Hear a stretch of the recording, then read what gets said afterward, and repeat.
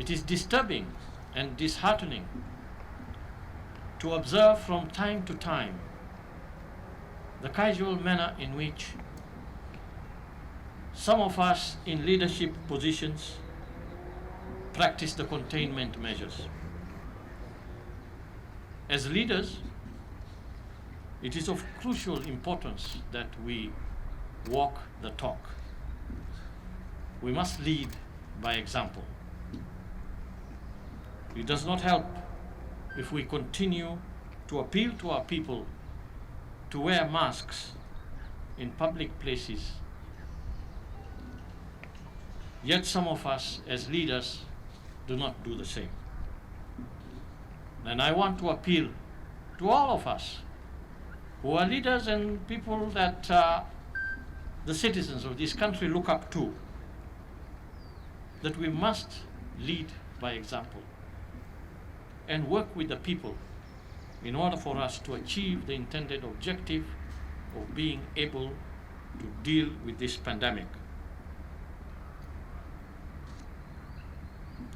As a government, the government has put in place all the necessary measures that it feels are important to be able to deal with this pandemic, including these measures, painful as they may be. We do know that these measures have worked in other places. They seem to be working in our settings, and we need to continue to maintain that. But the government can continue to do that. Yet it needs the people to work with it, to cooperate with it, with the government, in ensuring that these measures are adhered to and that we will yield dividends from the inconvenience and the discomfort that we subject ourselves and sacrifices that we subject ourselves to for the purposes of the common good. The people of Kenya must play their part in this campaign.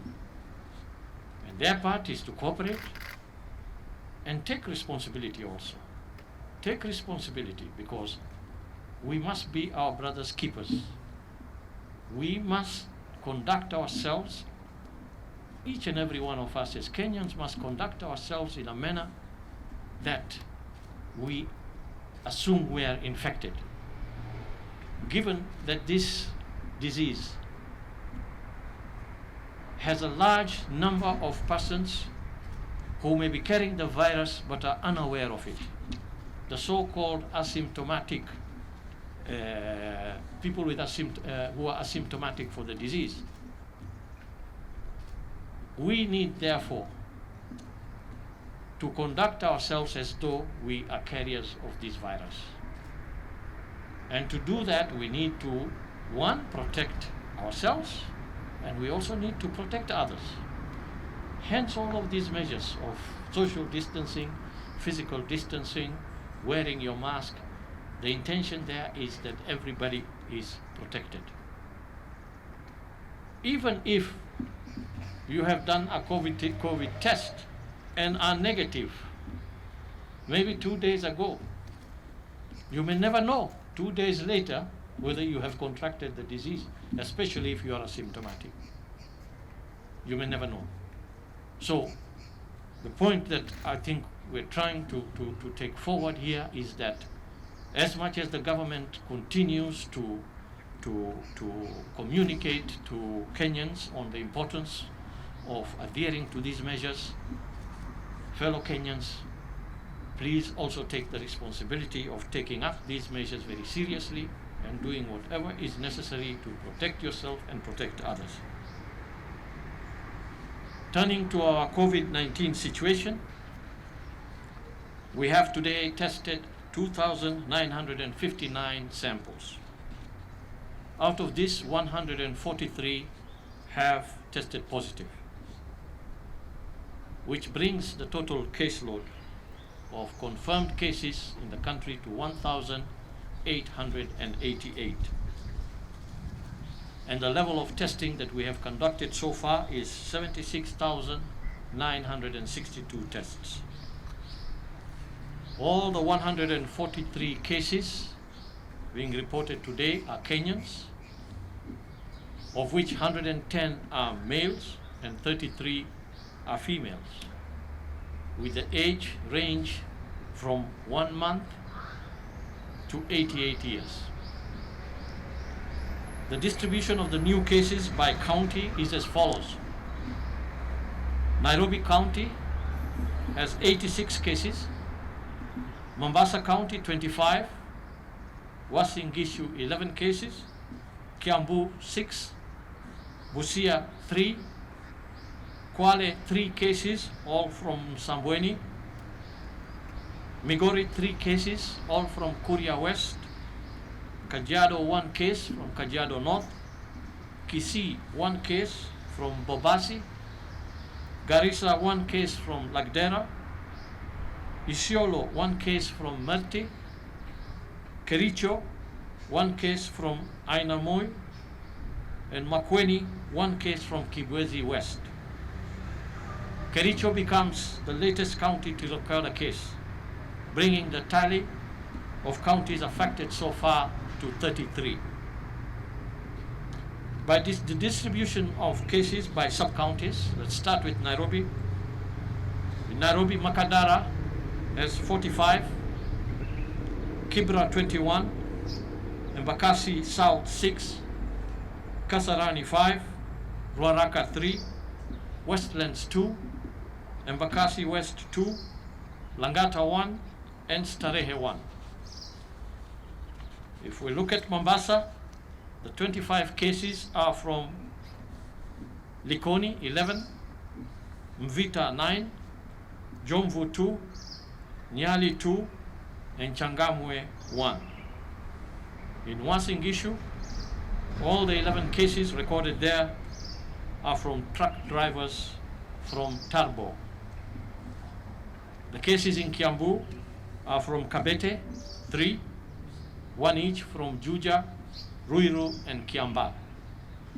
In Busia, the 3 cases are from Alupe Mandatory Quarantine Facility, 2 cases there, and Malaba Point of Entry, 1 case. We are glad to announce that today we have discharged 26 patients from various hospitals, patients who have fully recovered from COVID-19. This now brings our tally of discharges, recoveries and discharges to 464. And again, we want to extend our gratitude to our healthcare workers who continue to do a great job for our people. Sadly, however, we have also registered a loss of 1 male patient aged 59 years, bringing the total number of fatalities to 63. We send our heartfelt condolences to the family and friends of the deceased. Regarding the signs and symptoms of COVID, yes, each and every day we learn new things about COVID-19. As Waziri said, diarrhea and vomiting are now cardinal features of COVID-19 disease, especially in the elderly people and the young people, young children. And it is even postulated that there could be a degree of fecal-oral transmission, though this has not been confirmed. But on that plate also, it is important to note that the elderly also have a different presentation altogether. And many of the elderly people will present with lethargy. They also present with delirium, confusion, anxiety, depression. They can have unexplained strokes. Then there is also the loss of the sense of smell or anosmia and loss of sense of taste. They can also get infection in the brain called meningoencephalitis, where the membranous lining of the brain is inflamed together with the brain tissue. Regarding the burials, we have standards and guidelines and protocols that we have developed and we have shared with our counties. And the standards, guidelines, and protocols are cognizant of our cultural practices. So, as much as possible, once the body is properly prepared, then the risk is minimal. So, there's no justification for doing a burial late in the night, because once you double pack the body, put it in a coffin or a casket, and you are properly donned with the personal protective equipment, then the risk of transmission of COVID to the healthcare workers and members of the family is minimal. Regarding the projections, our case fatality rate stands at 3.8%, and if we peak as the projections indicate in August at about 4,000 to 5,000 cases, then if you take 3.8% of that, it comes to about 160, 180 deaths.